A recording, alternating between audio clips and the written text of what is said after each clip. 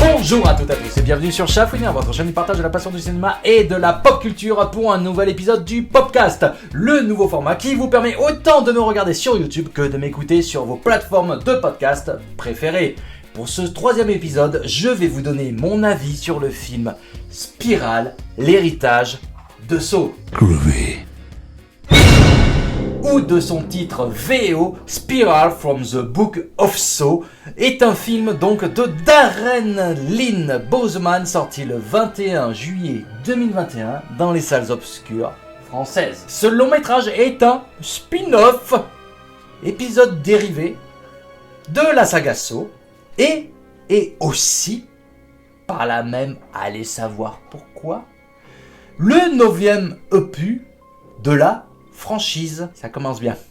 Allez, synopsis. Travaillant dans l'ombre de son père, une légende locale de la police, le lieutenant Ezekiel Zeke Banks et son nouveau partenaire enquêtent sur une série de meurtres macabres dont le mode opératoire rappelle étrangement celui d'un tueur en série qui sévissait jadis dans la ville. Pris au piège sans le savoir, Zeke se retrouve au centre d'un stratagème terrifiant dont le tueur tire les ficelles. Je ne sais pas quoi dire. Limite, le synopsis, quand on a vu le film, prête un peu à rire, mais en même temps, il donne plus envie que le film lui-même.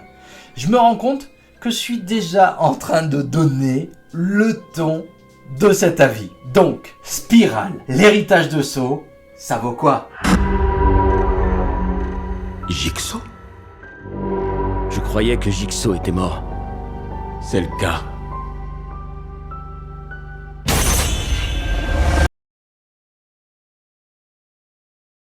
Je vais le coincer si je peux faire confiance à personne dans cette putain de brigade!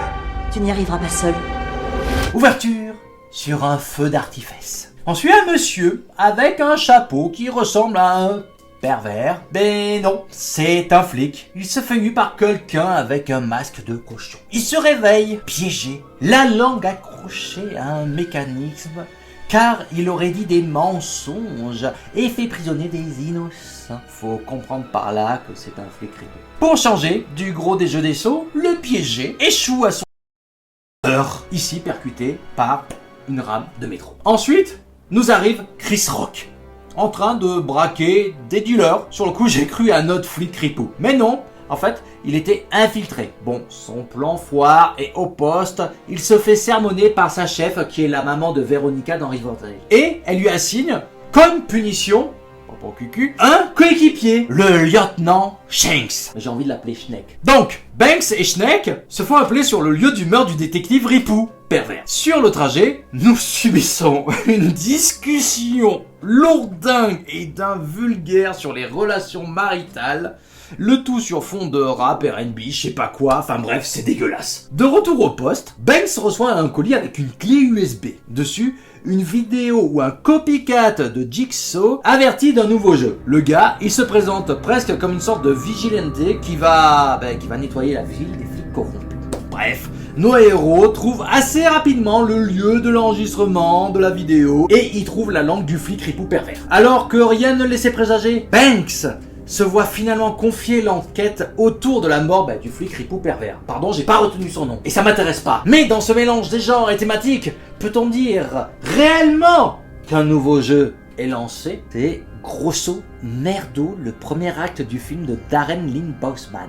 Le monsieur, il nous revient à la saga Saw, après avoir réalisé tout de même les opus 2, 3 et 4. C'est donc son 4e film.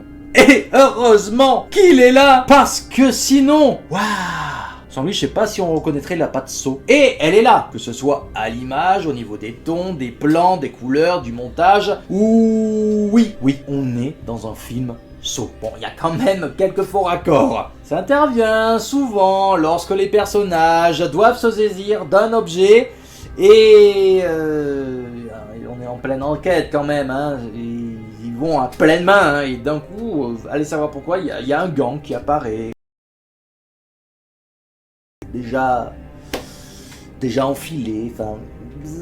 Et la qualité de ton enquête une enquête qui va être l'élément central du film. Ce qui va faire que l'on va tenir ou pas pendant ces 1h33 de temps. Puis merde, faut le dire, on se fait chier. Pourtant, ce n'est pas le premier Saw qui joue la carte de l'enquête policière pour démasquer, déjouer les méfaits du tueur au puzzle ou d'un de ses disciples. À titre d'exemple, Jigsaw en 2017 l'avait très bien fait. Moi, ça m'a fait retourner l'esprit lorsque je l'avais vu en salle. Là, ça prend pas. Pourtant, la thématique des relations personnelles et professionnelles et le principe de punition de flics corrompus, sur le papier, ça avait de l'idée. Mais ici, c'est très mal amené. On ne croit à aucun moment au personnage de Chris Rock, à son jeu. Max Minghella a le charisme d'une huître, c'est le coéquipier lui, et Samuel Jackson, le papa de Chris Rock, il joue du Samuel Jackson, hein, c'est... Où qui sont les jeux? C'est quoi ce tueur?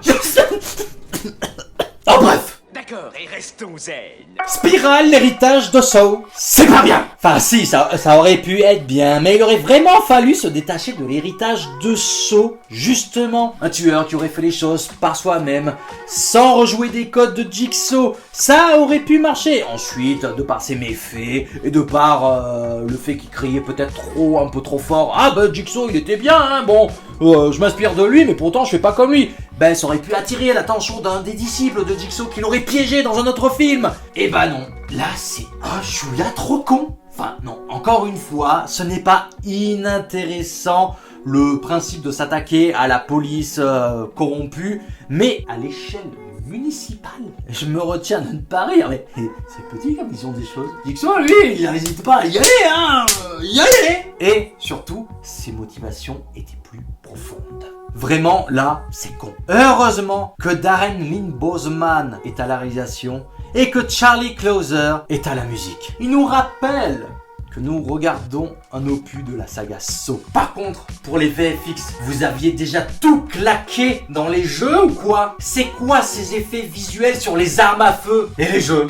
Parlons-en. Ok, dans Jigsaw, on nous a expliqué que le gros des plans de, justement, Kramer était trouvable sur le dark web. Mais là, vous allez pas me faire croire que c'est le rigolo qu'on a comme tueur qui a réussi à monter ça tout seul. Oh, je m'arrête là. Spiral, from the book of Saw, bah ça aurait dû rester dans les livres des idées à ne pas utiliser de la saga Saw. Ça aurait dû jamais en sortir. C'est à voir, au moins une fois si on est fan de la saga. Mais ce n'est pas à revoir. Je préfère encore me réinfliger les épisodes 4 à 6 avec cet insipide détective Hoffman. C'est vous dire. Spiral, l'héritage de Saw, c'est un gros non. On va retourner toute la ville.